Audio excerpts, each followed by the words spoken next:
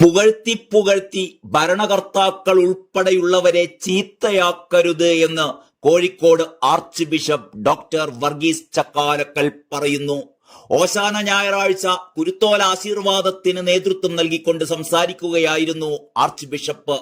എല്ലാവരും ഭരണത്തിലിരിക്കുന്നവരെ ഒത്തിരി പുകഴ്ത്തും.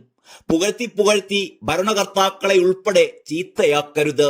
പുകഴ്ത്തിക്കൊണ്ടിരുന്നാൽ അതിന്റെ ഫലമായി അവർ ഒന്നും ചെയ്യാതെ വരും.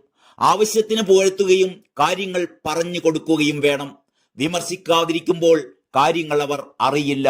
അധികാരത്തിലിരിക്കുന്നവർ പല കാര്യങ്ങളും അങ്ങനെ അറിയാതെ പോകും.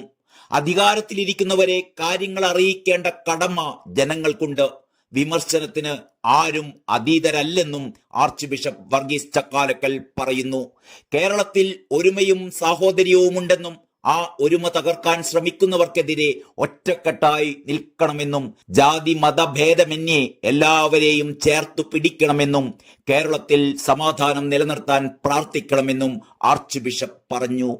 ആർച്ച് ബിഷപ്പിന്റെ ഈ ഉപദേശം പിണറായി വിജയന്റെ അടിമകളായ ഭക്തജനങ്ങൾക്കുള്ള വ്യക്തമായ സന്ദേശം കൂടിയാണ്.